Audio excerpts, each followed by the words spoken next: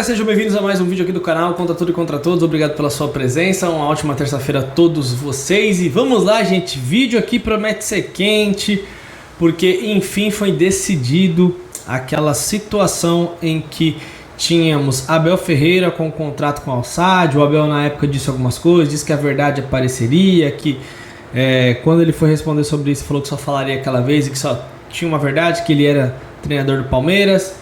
Mas saíram algumas coisas, o Danilo Lavieri fez umas revelações e eu venho aqui trazer para vocês. Está muito claro o que aconteceu naquele final de 2023, começo de 2024, entre Abel Ferreira e Al-Sadd do Catar. Lembrando, galera, se você quiser assistir filmes e séries, vai no primeiro comentário na descrição ou teste na hora no seu celular, no seu televisor. Você vai ter uma ótima grade de canais, assistir Campeonato Brasileiro, tem a Série A, Série B, Libertadores da América, Copa do Brasil e muito mais. E os campeonatos da Europa voltaram, então você vai acompanhar tudo aí, canais de esportes e desenho 24 horas pra criançada. Só chamar, você faz o teste na hora, ótimo custo-benefício, beleza?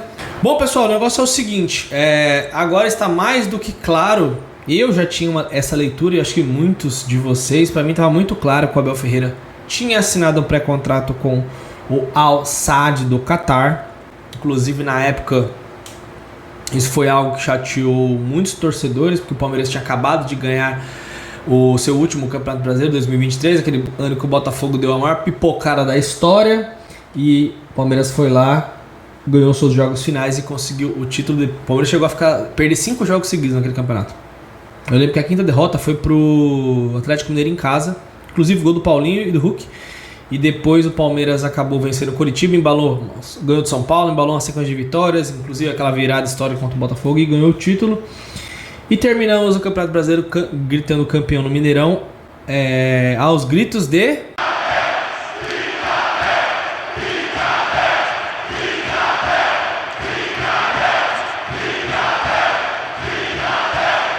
Pois é, aos gritos de Fica Abel Ferreira.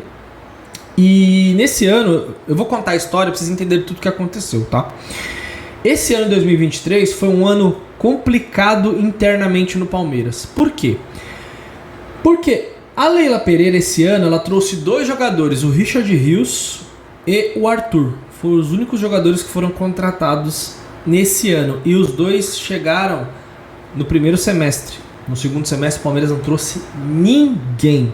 Aí a gente até falou que o Palmeiras estava ali começando um processo de destruir o elenco super vitorioso até 2022, que ganhou o Brasileiro jogando muita bola. Pra mim, eu sempre falo, jogou bem o Palmeiras, não era um Palmeiras invencível, mas era um Palmeiras que perdia pouquíssimo e que tinha ganhado as 2 Libertadores e entre outros títulos. Então só contratou 2 jogadores e o Palmeiras segurou vários atletas esse ano. Várias propostas chegaram. Chegou proposta pelo Piquerez, pelo Zé Rafael.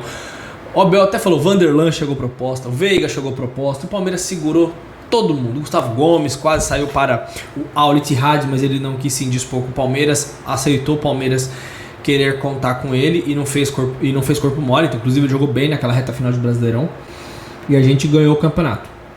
E o que acontece? A gente segurou muitos jogadores. Eu lembro que a Leila falou, quem quiser que pague a multa, lembra dessa frase? E os atletas foram todos ali segurados. Então o Rony teve proposta. O Rony chegou a ter uma proposta de 80 milhões do Catar. Só que o Palmeiras ficaria com 40 porque o Palmeiras só tinha 50% do passe. Mas assim mesmo o Palmeiras segurou. E aí chegou no final do ano, o Palmeiras ganhou o Brasileirão. O Abel já estava meio desgastado, né?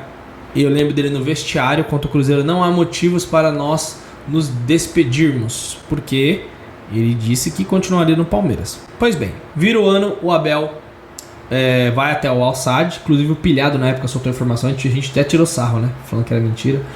E ele assinou um documento, um pré-contrato para ir ao Al-Sadd no próximo ano, porque ele tinha mais um ano apenas de contrato com o Palmeiras. Então, o que tudo indica, ele ficaria mais um ano no Palmeiras e sairia no final do contrato. O que aconteceu? Ele quebrou o contrato, tá? Ele quebrou o contrato e acabou renovando com o Palmeiras até 2025. Aí o Al-Sadd veio e falou assim, ó, você tá vendo isso aqui assinado aqui, ó? Você assinou aqui um pré-contrato comigo, e agora? Aí o Al-Sadd foi pra FIFA. E o que aconteceu agora? Agora terminou esse caso, tá?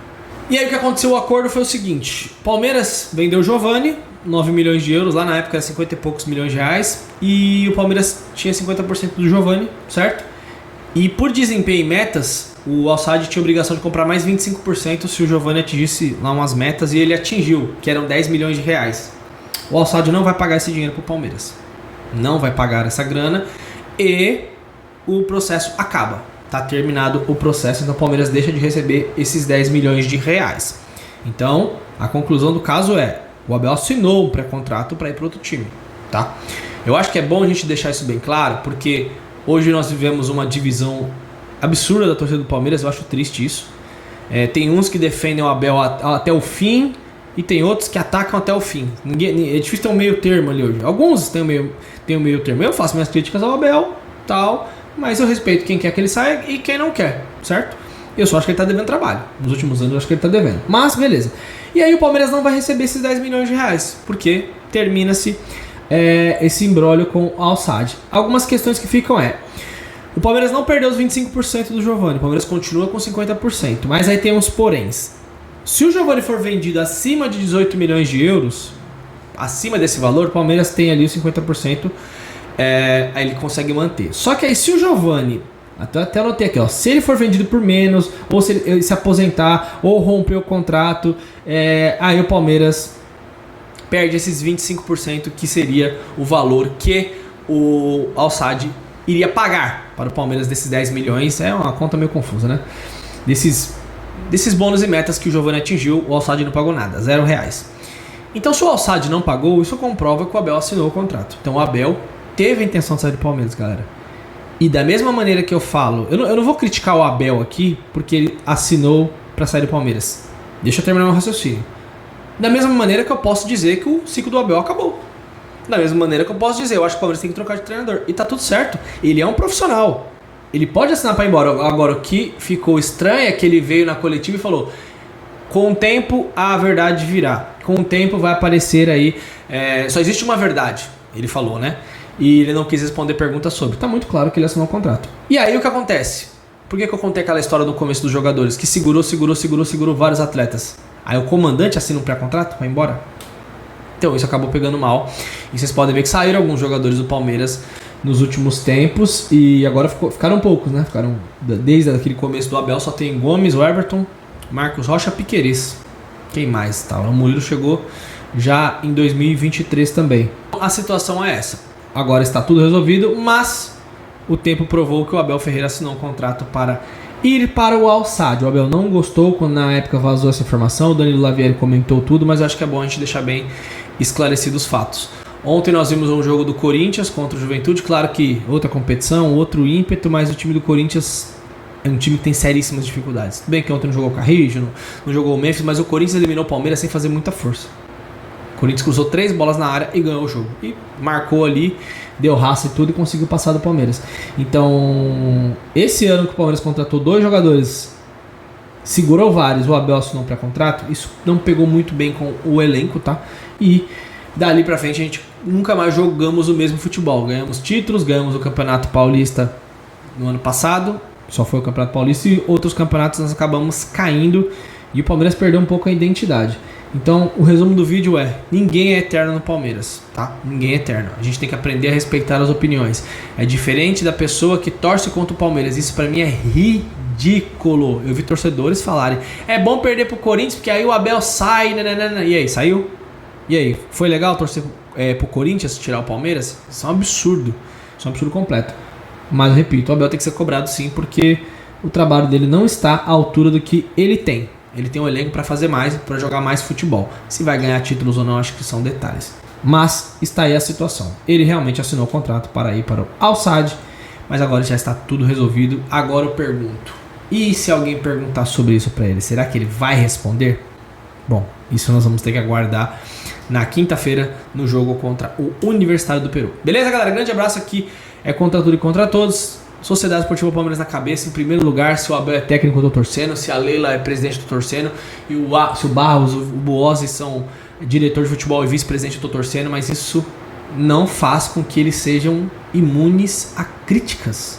Se eles estiverem fazendo alguma coisa errada, eu tenho meu direito de dar minha opinião, como você também tem. Eu só não vou torcer contra o Palmeiras. E pra mim, todos vocês têm que trabalhar mais, porque o Palmeiras era pra estar num nível melhor. E cair nessa Copa do Brasil pro nosso rival do jeito que ele tá, com transfer ban e tudo, É algo bem desanimador. Agora vamos pra cima da Libertadores aí, pra ver se a gente consegue chegar a uma final de Copa que a gente não chega há um certo tempo. Valeu, galera, tamo junto, é nóis.